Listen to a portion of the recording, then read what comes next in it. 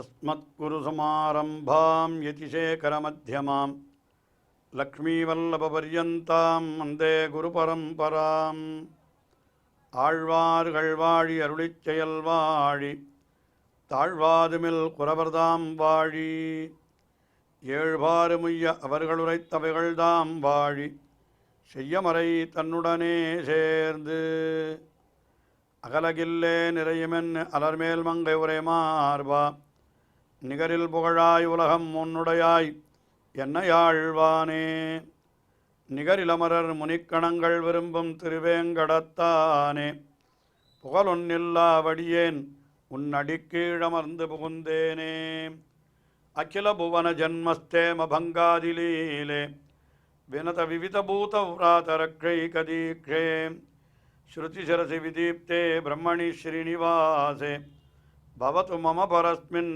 ஷேமுஷி பக்திரூபா. ஸ்ரீவிஷ்ணு சஹஸ்ரநாம ஸ்தோத்திரம் என்கிறது மகாபாரதத்திலே மிக முக்கியமான பகுதியாக, சிறந்த பகுதியாக பார்க்கப்படுகிறது. தர்மங்களுக்குள்ளே உயர்ந்த தர்மம் பகவானுடைய திருநாம சங்கீர்த்தனம், அவனுடைய திருநாமங்களை சொல்லுவதுதான் என்ற கருத்திலே பீஷ்மாச்சாரியர் தர்மபுத்திரருக்கு உபதேசித்து அந்த திருநாம சங்கீர்த்தனத்திற்காக பகவானுடைய எண்ணற்ற திருநாமங்களுக்குள்ளே ஒரு 1000 திருநாமங்களை கூறுகிறார். அதுவும் ரிஷிகளாலே தொகுக்கப்பட்டது என்றே சொல்லி அவருக்கு சொல்லுகிறார். இந்த திருநாமங்களெல்லாம் பகவானுடைய பெருமைகளை பல்வேறு விதங்களிலே விளக்கும்படியாக அமைந்திருக்கிறபடியினாலே அதற்கு அற்புதமான வியாக்கியானங்களை அருளி செய்கிறார்கள் பூர்வர்கள். அதிலே இன்றைய தினம் முதலிலே 880வது திருநாமம் விகாய சகதிஹி, விகாய சகதிஹி என்கிற திருநாமத்தை பார்க்கிறோம். இந்த விகாயச கதிஹி என்று அதை எப்படி வேண்டுமானாலும் பிரிக்கலாம். விகாயச கதிஹி சொல்லுகிறார். விகாயசம் விகாயாக கதிஹி ஆஸ்ரயா அஸ்ய விகாயச கதிஹி என்று பார்த்தால் ஆதிசங்கர பகவத்பாதர் முதலிலே என்ன அர்த்தம் சொல்லுகிறார் என்றால், விகாயசம் அதாவது ஆகாசம், விகாயாக ஆகாசத்தினுடைய கதிஹி, ஆகாசத்திலே கதியை உடையவர். ஆஸ்ரயா அஸ்ய இதி விகாயச கதிஹி, அதாவது ஆகாயத்தில் விஷ்ணு பதத்தில், விஷ்ணு பதம் என்னால் வைகுண்ட லோகம், அது எங்கே இருக்கிறது? மேலே ஆகாயத்தில் மேலே தான் காட்டுகிறோம். ஆயினாலே ஆகாயத்தில் விஷ்ணு பதத்தில் இருப்பவர் என்று ஒரு பொருள் கொள்ளலாம் என்று காட்டினார். விகாயச கதிஹி விஷ்ணு பதம் அல்லது ஆதித்யோவா, ஆதித்யன் சூரியன், விகாயசன் என்னால்னா ஆகாசத்திலே சஞ்சரிப்பவனாகையினாலே சூரியனுக்கும் அப்படிப்பட்ட பெயர் உண்டு. ஆகையினாலே அந்த சூரியனிலே இருப்பவர், சூரிய மண்டல மத்தியவர்த்தி என்று பகவானை சொல்லுவது உண்டு இல்லையா? தேயஸ்ததா சவித்ருமண்டல மத்தியவர்த்தி நாராயணா என்று சாந்தோக்கிய உபனிஷத்தும் கூட ஆதித்ய மண்டலே என்று சொல்லி அவனைத்தான் என்ன சொல்லுகிறது? தஸ்ய உதித்தினாமா என்று அவனை சொல்லி ஹிரண்யஸ்மஷு இரண்யகேசகா என்று அவனுக்கு எல்லாம் பொன்மயமாக இருக்கிறது என்று பகவான் சூரிய மண்டலத்திலே இருப்பை வர்ணித்தது அது சாந்தோக்கிய உபனிஷத்திலேயும். ஆகினாலே ஆதித்யஹாவா சூரியனாக இருப்பவர், அதாவது விகாயச கதிஹி என்னால் ஆகாயத்தை தனக்கு மார்க்கமாக உடையவனாக இருக்கிறபடினாலே சூரியனுக்கும் விகாயச கதிஹி என்று பெயர் உண்டு. அப்போது சூரியனே இந்த திருநாமத்தாலே சொல்லப்படுகிறான். சூரியன் என்னால் ஆறுன்னா சூரியனுக்கும் அந்தர்யாமியாக இருக்கக்கூடிய பகவான் ஸ்ரீமன் நாராயணன் தானே, அதை சொல்லுகிறார் என்று அப்படி கொள்ளலாம். அடுத்தபடியாக இந்த திருநாமம் விகாயச கதிஹி என்கிற திருநாமத்திற்கு பராசர பட்டர் அர்த்தம் காட்டுகிற பொழுது என்ன காட்டுகிறார்? ததா நிரூட பக்தி, அதாவது நிரூட பக்த பரகோட்டிபிஹி விகாயசம் பரம வியோமபதம் ஏவ கம்யத்தே அஸ்மாதிதி விகாயச கதிஹி. அதாவது விகாயசம் என்னால் என்னென்னா பக்தியினுடைய முடிவான நிலையிலே ஏற பெற்றவர்கள், அதாவது நிரூட பக்தி பரகோட்டிபிஹி விகாயசம், அதாவது பக்தியினுடைய முடிந்த நிலை. பக்தி என்னால்னா அது பரபக்தி, பரஜானம், பரமபக்தி என்று சொல்லப்பட்டிருக்கிறது. இந்த பரமபக்தி என்கிற முடிந்த நிலையில், பக்தியினுடைய நல்ல பரிபாகமான முதிர்ந்த நிலைன்னு சொல்லுகிறோமே, அப்படிப்பட்ட நிலையிலே ஏறப்பெற்றவர்கள் அவர்கள் அதற்கு பிறகு அவர்கள் பரமபதம் போக வேணுமானால் அதற்கும் பகவான் உபாயமாக இருக்கிறான் என்கிற அர்த்தத்தை சொல்கிறார். அந்த இவர்களுடைய பக்தியே மோட்சத்தை கொடுத்து விடுகிறதா? அல்ல, பகவான் தான் மோட்சத்தை கொடுக்கிறான் இவர்களுடைய பக்தியை கண்டு என்கிறபடியினாலே. அப்பொழுது இந்த பக்தி என்கிறதும் உபாயம் அல்ல, பகவான் தான் உபாயம். அதைத்தான் இந்த பாசுரத்தில் இந்த திருநாமத்தில் காட்டுகிறார் என்பதாக வைத்து, நிரூட பக்தி பரகோட்டிபிகி விகாயசம் பரமவியோம பதமேவ கம்யத்தே அஸ்மாத்து. இவனுடைய அருளாலே தான் அவர்கள் பரமபதத்தை அடைகிறார்கள். ஆயினாலே அவர்களுக்கு விகாயசகதிஹி என்பது பெயர் என்று அப்படி அர்த்தம் சொன்னார். அடுத்தபடியாக இதே திருநாமத்திற்கு சத்யசந்த தீர்த்தர் அர்த்தம் காட்டுகிற பொழுது அவர் என்ன அர்த்தம் காட்டுகிறார்னா, விகாயசக கருடஹா, அதாவது ஆகாசத்திலே சஞ்சரிப்பவன், அவனுக்கு விகாயசன்னு பேர். அப்போ ஆறுனா கருடாழ்வான் தான் ஆகாசத்திலே சஞ்சரிக்கிறவன். அப்போ அவனுக்கு கதிஹி எஸ்ய என்னால் அவன் மீது அமர்ந்து செல்லுபவர், எப்பொழுதும் கருடனை வாகனமாக உடையவர். பகவான் ஸ்ரீமன் நாராயணனுக்குத்தானே தனிப்பட்ட வாகனமாக அந்த கருடன் சொல்லப்பட்டிருக்கிறான். அதனால் கருடாருடன் என்று ஒருத்தனை சொன்னால் அது பகவான் நாராயணனை தவிர வேறொருவன் அல்லன் அல்லவா. ஆகையினாலே இந்த இடத்துல அந்த கருடனை வாகனமாக உடையவர் என்கிற அர்த்தத்தை இந்த விகாயசகதிஹி என்கிற திருநாமம் காட்டுகிறது என்று அர்த்தம் சொன்னார். அதற்கு அடுத்தபடியாக 881வது திருநாமம் ஜோதிஹி. ஜோதிஹி என்னால்னா நல்ல சோதி வடிவமாக தேஜஸாக இருப்பவர் என்பது அதுதான் பொருள். அதற்கு அர்த்தம் சொல்லுகிறார் ஆதிசங்கர பகவத்பாதர். என்ன சொல்லுகிறார்? ஸ்வதேவ தியோதத இதி ஜோதிஹி, தாமே பிரகாசிப்பவர். பிரகாசிப்பதற்கு தனக்கு வேறு எதுவும் தேவையில்லை, இயற்கையாக சுயமாகவே பிரகாசத்தை உடையவர் என்று அதை சொல்லுகிறார். எல்லாமே பிரகாசமாக இருந்தாலும் கூட வெளியில் வெளிச்சம் இருந்தால் இந்த விளக்கு பிரகாசமே தெரிவதில்லை. அப்போ என்ன ஆகணும்? இருட்டு என்கிறது இருந்தால் தான் இது பிரகாசிக்கும் என்று இப்படியெல்லாம் பார்க்கிறோம். ஆனால் பகவான் என்கிறவன் அப்படி இல்லாமல் எங்கும் எப்பொழுதும் எல்லா காலத்திலும் நன்றாக பிரகாசித்து கொண்டிருப்பவன். ஆயினாலே அவனுக்கு ஜோதிஹி, ஸ்வயஞ்சோதிஹி என்றே வேதங்களும் சொல்லுகின்றன. அதையே அர்த்தமாக காட்டுகிறார் ஆதிசங்கர பகவத்பாதர். ஸ்வதேவ தியோதத, தானே பிரகாசிக்கிறபடியினாலே இவனுக்கு ஜோதிஹி என்ற பெயர் என்று அந்த அர்த்தத்தை சொன்னார். அதற்கு அடுத்தபடியாக பராசர பட்டர் இந்த ஜோதிஹி என்கிற திருநாமத்திற்கு அர்த்தம் சொல்லுகிறார். அதாவது இதற்கு மேற்கொண்டு பராசர பட்டர் என்ன காட்டுகிறார் என்னால், இப்போ பகவானை உபாசிப்பவர்கள் என்று அதை பற்றி விஷயங்கள் வர ஆரம்பித்து விட்டது.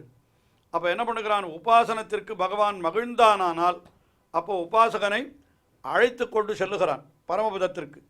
அப்படி போக அந்த பரமபதத்திற்கு அர்ச்சிராதி என்று வழி. அதாவது அர்ச்சிஹி என்றால் சூரியன், அவனை ஆதியிலே உடையது. ஆகையினாலே அந்த வழிக்கே அர்ச்சிராதி கதி என்று அர்ச்சிராதி மார்க்கம், அதாவது சூரியனை முதலிலே உடைய வழி என்று அதுக்கு பொருள் சொல்லலாம், அர்ச்சிராதி. அப்படிப்பட்ட அர்ச்சிராதி மார்க்கத்திற்கு பல படிகள் சொல்லப்பட்டிருக்கின்றன. இப்போ இந்த திருநாமம் தொடங்கி, அதாவது இந்த 881வது திருநாமம் ஜோதிஹி என்கிற திருநாமம் தொடங்கி சில திருநாமங்கள் வரிசையாக அர்ச்சிராதிக்கு உண்டான படிகளை சொல்லுகின்றன என்று ஆரம்பித்து முதலிலே அர்ச்சிராதியினுடைய முதல் படி எதுன்னு கேட்டால் அந்த தேஜஸ் ஒளி இருக்கிறது, அதுதான். அதை சொல்லுகிறார் பாருங்கள். தது ஆரோகண நிஸ்ரேயசா, அதாவது நிஸ்ரேண்யா, தது ஆரோகண நிஸ்ரேண்யா, அதாவது எல்லாவற்றையும் வேறு பயன்கள் கருதாமல் பகவானிய பயனாக கொண்டு ஏறுகிறவர்களுக்கான அவளுக்கு அர்ச்சிராதி கதேகே, அந்த அர்ச்சிராதி கதியிலே, அர்ச்சிராதி என்கிற வழியிலே பிரதமம் பதம் அர்ச்சிஹி ஆக. பிரதமம் பதம் முதல் படி எதுன்னு கேட்டால் அர்ச்சிஹி. அர்ச்சிஹினா ஜோதிஹி, அந்த அர்ச்சிஸ் ஜோதியை உடையவனாகினாலே சூரியனுக்கும் அர்ச்சிஸ்ன்னு பேர். இங்கேயும் கூட ஜோதிஹி முதல் படியான ஒளியாக இருப்பவர் என்று அந்த அர்த்தத்தை காட்டினார். ஜோதிஹி என்கிற சப்தத்திற்கு சத்யசந்த தீர்த்தர் மிகச் சுருக்கமாக ஒற்றை வார்த்தையில் என்ன அர்த்தம் காட்டினா, தீப்தகா நன்றாக பிரகாசிப்பவர், ஒளி உள்ளவர், அவ்வளோதான், அதுவே போரும் என்று அந்த அர்த்தத்தை காட்டினர். இப்பொழுது அடுத்தபடியாக 882வது திருநாமம் சுருச்சிகி என்பது. சுருச்சிகி என்னன்னா சோபனா ருச்சிகி தீப்திகி இச்சாவா அஸ்யேதி சுருச்சிகி.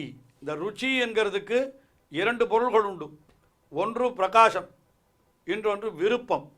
நல்ல ஒளிக்கும் ருச்சிகின்னு பேரான், நிறைய நம்முடைய விருப்பங்களுக்கும் ருச்சிகின்னு பேரான். அப்போ சோபனா ருச்சிகி, நல்ல சுபமான ருச்சியை உடையவர் அப்படின்னு சொன்னால் என்ன அர்த்தம்? தீப்திகி இச்சாவா, சுபமான ஒளியை உடையவர்னு சொல்லலாம், அல்லது சிறந்த சங்கல்பம், நினைவை உடையவர் என்று அப்படியும் அர்த்தம் சொல்லலாம் என்று சுருச்சிகி என்கிற திருநாமத்திற்கு அர்த்தம் காட்டினார் ஆதிசங்கர பகவத்பாதர்.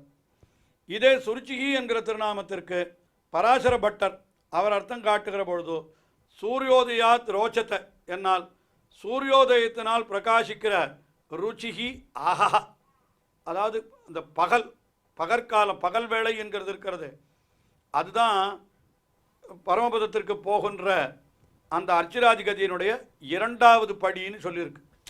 அதாவது பக்தியோக நிஷ்டர்கள் அந்த வழியாக போகணும்னா அவர்களுக்கு என்ன சொல்லியிருக்குன்னா பகலில் மரணம் அடையணும், அப்புறம் சுக்ல பட்சத்தில் மரணம் அடையணும், அப்புறம் உத்தராயணத்தில் மரணம் அடையணும். ஏன்னா இதெல்லாம் ஒரு படியாக சொல்லப்பட்டிருக்கிறது.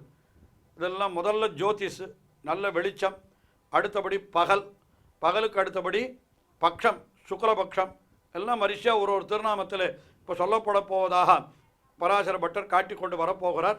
இப்போ முதல் படி அது ஜோதிஷி என்கிற இடத்துல முதல் படியானது தேஜஸ் என்று காட்டிவிட்டார்.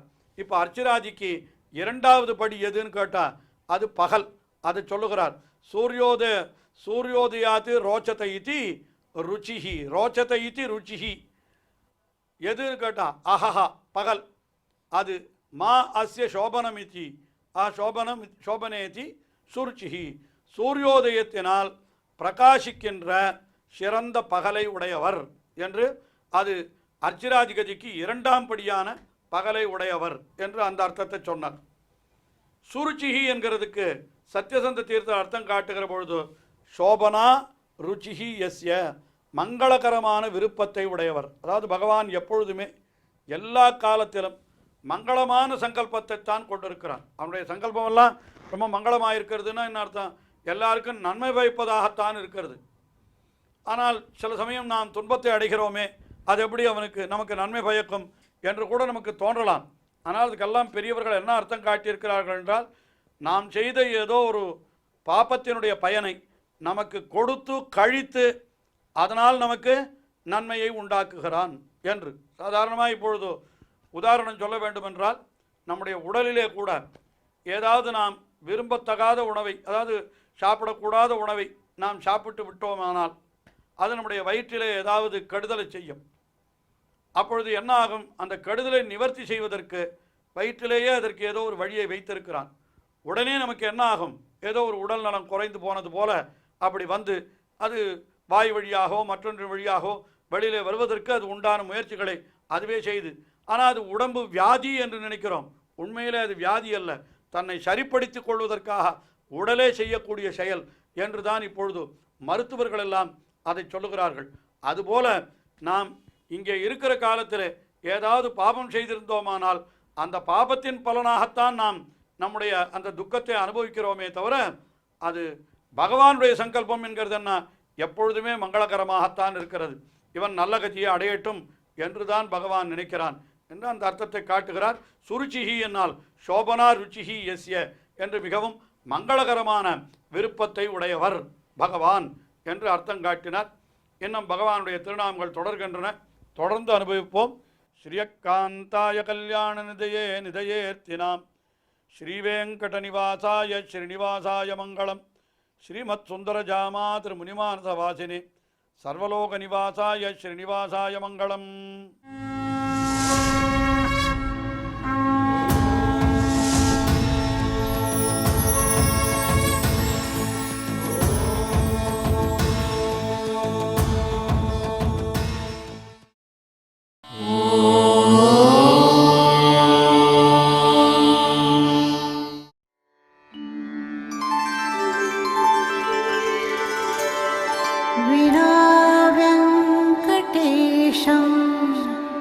ननाथो ननाथः सदा वेङ्कटेशं स्मरामि स्मरामि। हरे वेङ्कटेश प्रसीद प्रसीद। प्रियं वेङ्कटेश प्रयच्छ प्रयच्छ।